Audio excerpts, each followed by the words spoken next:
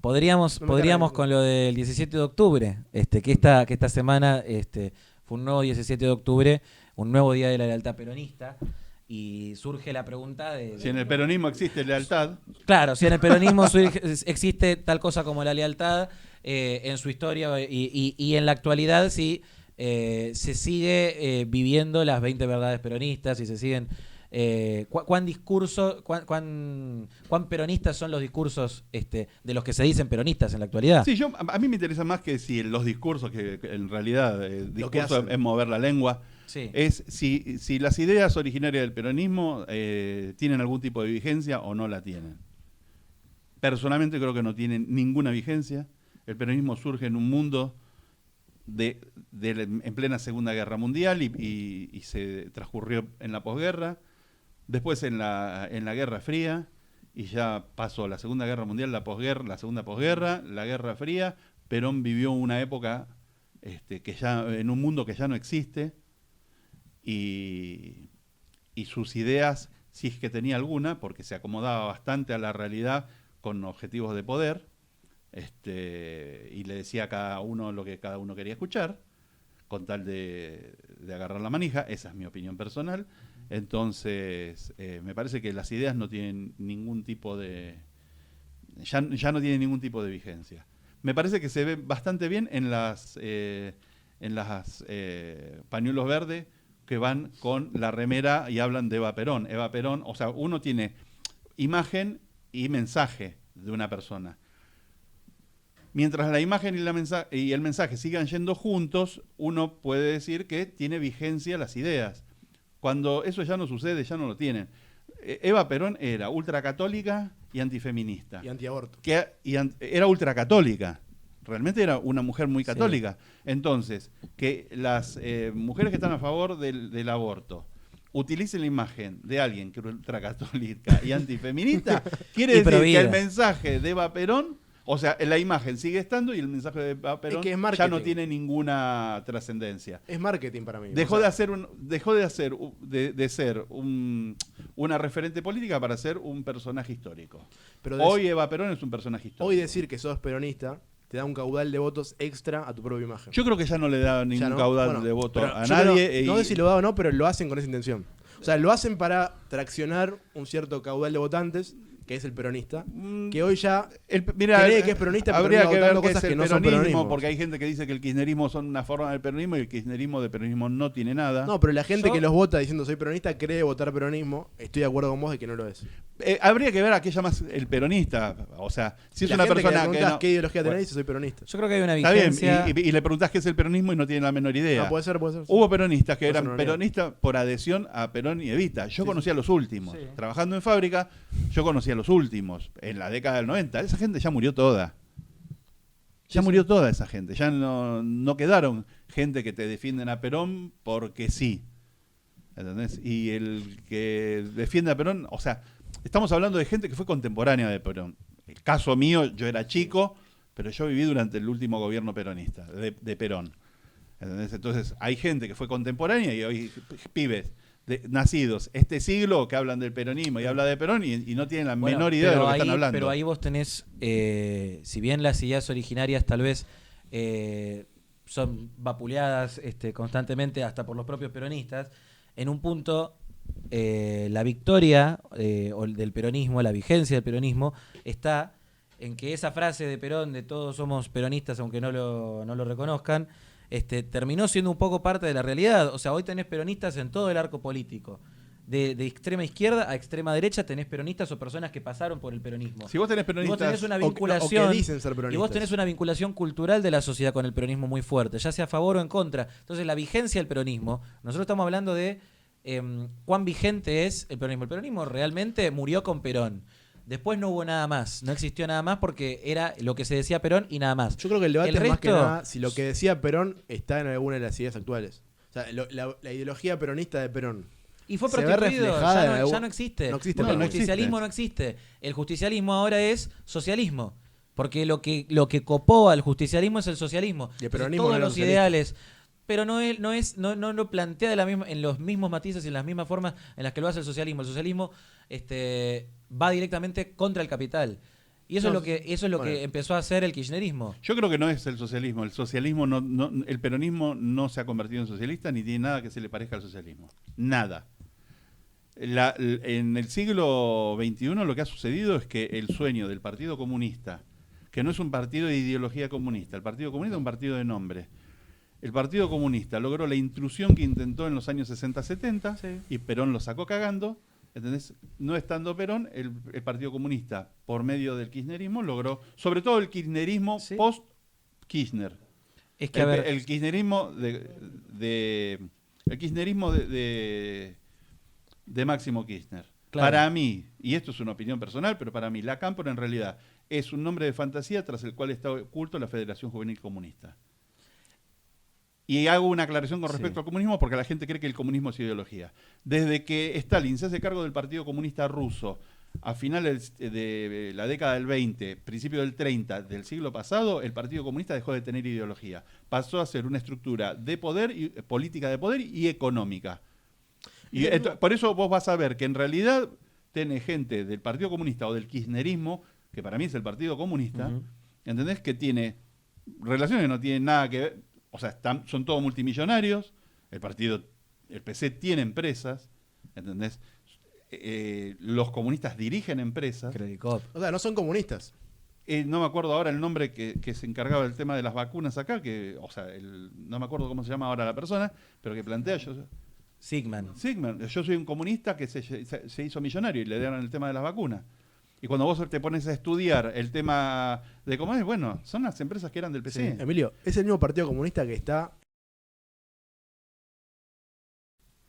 Hay un Partido Comunista que está en Capital Federal. No sé si es el mismo del que estamos hablando, pero el Partido Comunista que él está hablando... Hay un Partido Comunista que... Vamos a buscarlo. Es el que está históricamente en el Frente para la Victoria. Es el viejo PC. El viejo PC Federal, que apoyó a Videla. Con la reta. Pero Capital Federal está el Partido Socialista con Roy Cortina. Socialista. Pero el Partido pero el socialismo es otra historia. Una confusión de nombres. El socialismo es otra cosa. No, me confundí con el partido. Ok, no, porque en Juntos por el Cambio lo que hay es el Partido Socialista de Roy Cortina, que es otra cosa que nada que ver. Se parece más a la socialdemocracia noruega, lo que plantea el tipo, lo que piensa el tipo. Es otra ideología. Pero el Partido Comunista que él habla es el que está en el Frente para la Victoria desde el principio que se formó, y es el que copó todas las estructuras de poder. Por eso digo, hay una cara... No, pero además, que además es un partido internacional. Déjame decir una cosita. Pues digo, hay una cara que es la de la victoria cultural del peronismo, de estar presente, digamos, en la discusión política argentina ad eternum, o sea, parte de la identidad política argentina es peronista, y lo seguirá siendo porque parte de eso sigue estando ahí. Tal vez ahora con los nuevos movimientos en la juventud, tal vez hay una disputa de eso, pero siento que sigue siendo la disputa de peronismo, antiperonismo y es ad eternum. Pero después está la derrota, que es más que nada en el plano político, que es esto que está, y también tiene que ver con lo cultural, que tiene que ver con lo que estabas diciendo vos, la evita abortera. La evita abortera es una consecuencia de la evita montonera. La evita montonera ya era una prostitución del fenómeno de Eva Perón. Y después aparece la evita montonera con el mismo grupo de gente que había tomado por asalto al peronismo en los 70 y que lo toma por asalto nuevamente después de la derrota vos fíjate que vos decís política la evita montonera, los montoneros se enfrentaron a Perón, ¿entendés? Y cuando Evita estaba viva, cuando fue el paro, creo que fue el paro ferroviario, sí. Lo que ella fue a cagarlos a pedo y decirle a Perón no se le hacen paros. O sea, Perón no se lo cuestiona. Esa era la posición de Eva Perón, o los montoneros, tratando de pasarse por encima a Perón, no era una posición muy de Eva Perón, y las aborteras menos. Pero eso lo que te muestra es que las ideas de Eva Perón ya no están vigentes y que ella simplemente es un personaje histórico. Sí. Sus ideas ya caducaron, es como hablar de Eva Perón o hablar, qué sé yo, es como de Nerón. El Che Guevara, que es una cuestión de la imagen más que... Tiene el mismo peso que Marilyn Monroe. Mira, claro. El Che Guevara, el que mejor lo definió fue Moldavsky, cuando dijo, tiene que ser, si no es judío, hay que ser los judíos. Nunca nadie vendió tanta tela. ¿Entendés? Claro. Hoy es un fenómeno textil de Che Guevara. Bueno. ¿Entendés? En eso Moldavsky es un genio. Está como para poner de titular. El socialismo o el guevarismo es en todo lugar y todo momento un fenómeno textil. Pero no es socialismo, porque el socialismo... de tinta por los tatuajes. El socialismo tiene una vertiente que es bastante cercana al liberalismo, que es el socialismo original de Juan B. Justo, que cuando uno lee, por ejemplo, la fundación, la carta de fundación del Hogar Obrero, gran parte de los postulados son postulados liberales. Son liberales. El socialismo no está tan alejado de nosotros. Busca lo mismo por un camino lateral al nuestro. Bueno, eso es lo mismo que plantean muchos conservadores, que plantean que los orígenes del liberalismo y socialismo están más o menos arraigados en lo mismo y que por eso ambas ideologías conducen al fracaso. Plantean No conducen al fracaso. Son dos caminos que hay que atender. ¿Entendés? Hay que ver cuál es el objetivo. ¿Entendés? Y el objetivo, volvemos al inicio del liberalismo. El liberalismo es para proteger a los débiles de los fuertes. El planteo de que todos somos iguales ante la ley protege al débil, no al fuerte. El fuerte no necesita que lo protejan, es fuerte. ¿Entendés? O sea, y hay cosas en las que él seguro no va a estar de acuerdo. Cuando se hace la ley antimonopolio, es para proteger a los débiles del fuerte. Rockefeller llegó a establecer posiblemente lo más cercano a un monopolio perfecto. No lo hizo con buenas artes. Lo hizo gracias a la existencia del Estado. No, lo hizo gracias a que si tenía que mandar a reventar a alguien frente a un Estado que era permisivo o débil, si lo tenía que mandar a reventar, lo mandaba a reventar. ¿Y quién se lo ponía? Nadie. ¿Por qué? Porque era el más fuerte. Entonces, en una región... ¿El Estado lo avalaba? No, el Estado no lo avalaba. No creo que el Estado, cuando el Estado... No creo que hubiese llegado donde llegó si no fuera por el Estado. No, cuando el Estado empezó a tener un poco más fuerza, establecieron las leyes antimonopolio y al tipo le hicieron dividir las empresas. No le sacaron la plata. Llegó a un punto que no le gustó. Pero digo, hasta ese momento... Eso ya eso es hacer historia ficción, ¿viste? Hasta ese momento, bueno, igual quería cambiar de tema, porque tenemos que ver otras noticias. Claro, porque es una rata... Siempre cambia de tema. Es una rata que se hunde el bote y salta. Pero debatámoslo en el momento que hay que debatirlo. En el momento... Bueno. No, porque yo, al que estás leyendo vos, lo he escuchado decir... ¿A quién? A Giacomini. Decir que él está a favor de los monopolios... si son resultados. No son resultado de eso. No son resultados. Son resultado de la fuerza. Bueno, para mí no son, porque justamente gracias al Estado hay muchos monopolios. No, los monopolios. Pero vos defendés existen la existencia de los monopolios siempre y cuando sean voluntarios. No de los que existen actualmente. Pero vos liberás los monopolios que existen. Porque él es trotskista. Los monopolios. Soy trotskista. Él es trotskista. Cuando vos le decís, mirá, lo que hicieron, eso es otra cosa. No es verdadero libertarianismo. Los monopolios que existen ahora. Cuando le decís, este es tu gobierno, dice, no, esto no es peronismo. Los monopolios que existen ahora. Pero Kirchner no era peronista. Menem no era peronista.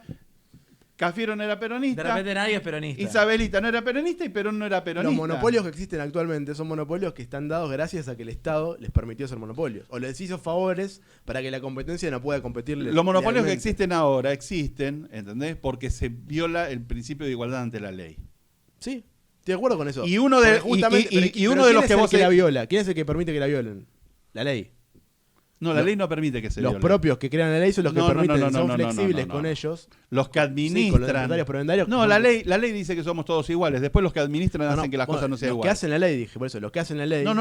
La ley está hecha generalmente. Las leyes que plantean igualdad. Para resumir, el Estado son los que hacen la ley y permiten que ciertos empresarios tengan... No, estás equivocado. Estás equivocadísimo. Vos confundís conceptos. Eso no lo permite el Estado. Eso lo permite el gobierno. El gobierno... No.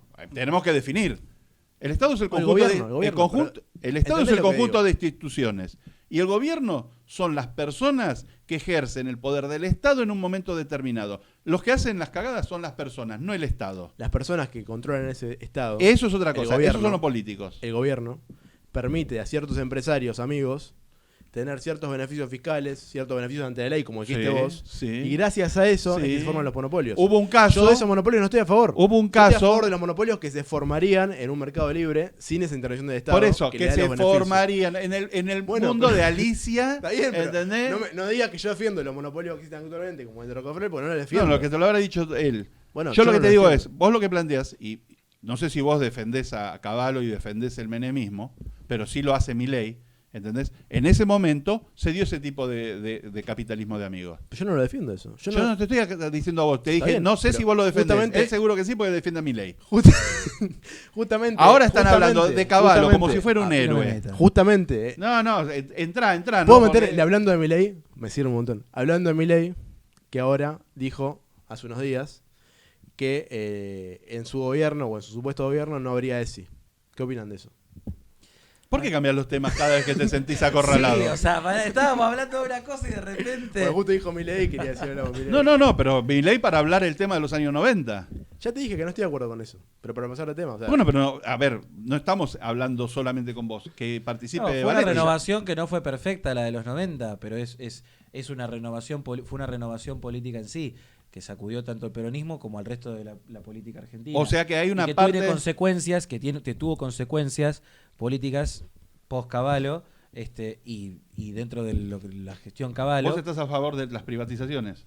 Aunque sea votada por un diputrucho, un tipo que era un mozo. Son privatizaciones. Es nefasto, digamos, favores. Que sea con diputruchos. Bueno, pero eso fue el menemismo. Es lógico que haya privatizaciones de cosas que no tengan que ser. Sí, pero no de la manera que se hizo. Pero no de la manera que se hizo. Se hizo de una manera con empresarios prioritarios. La práctica política argentina. Bueno, pero ¿cómo puede ser que haya liberales que están a favor de la hipercorrupción? De un gobierno hipercorrupto. Como Milei.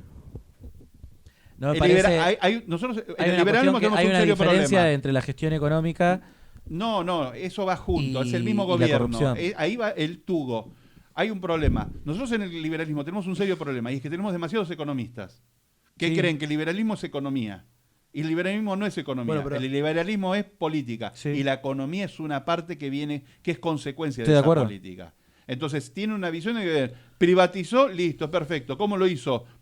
Arrasando con la sociedad, con la corrupción. ¿Le entregó las empresas del Estado a los amigos? Pero privatizó. Eso es clientelismo, es clientelismo a ciertos amigos. Eso es el sistema de privatización ruso. Bueno, pero digo... No es clientelismo, eso es un sistema de capitalismo de amigos. Que no es capitalismo. Y eso no tiene nada que ver con el liberalismo. Comparto 100%. Si es capitalismo, no es el capitalismo que propone el liberalismo. Por eso.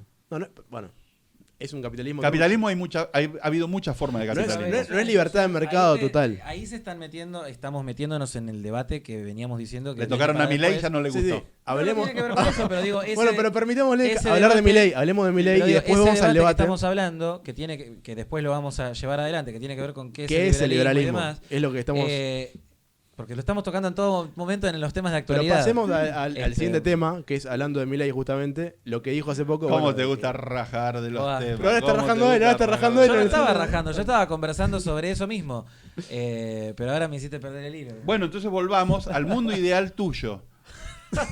¿Cuál es la propuesta? A ver, tu trosco anarquismo. Claro, vos decís, trosco anarquismo. Claro, vos decís, la sociedad anarquista de la que vos estás hablando, focalizarla en algún lugar geográfico y explicarnos cómo sería. ¿Podemos hablar de eso en el momento que hay que hablar de eso? ¿Cómo sería? ¿Cómo patina? La pregunta es ¿cómo sería una sociedad en un territorio? Yo no creo que tenga que estar en un territorio que sea un país. O sea, podría ser un territorio anarquista. ¿Cómo funcionaría? No existen. ¿Y por qué será que, pero que no existen después de tantas décadas, de tantos siglos? Por eso. Pero después hablamos de lo que es el liberalismo, porque quiero avanzar con la temática. No, que nos interesa muy bien. No es tu programa, estamos hablando, no es tu programa. No, pero estamos hablando y vos cada vez que empezás a patinar, cambias de tema. Pero no es tu programa. Pero es interesante. Pero pará, esto sería propiedad pública en tal caso. Vos entonces... No es propiedad pública. Propiedad privada de los tres. Es privado. No, pero dentro de esta propiedad privada hay una propiedad pública de los miembros privados. Esto, mirá, y a veces con las nuevas formas de expresar. Esto es un proyecto colectivo. Sí. Privado, pero proyecto colectivo. Como toda empresa, cuando se juntan varias personas para generar una sociedad anónima, una SRL, es un proyecto colectivo. Estoy 3-1 porque se ríe él también. ¿Qué? Yo no voy a decir de pasar al próximo tema porque me hacen ad hominem.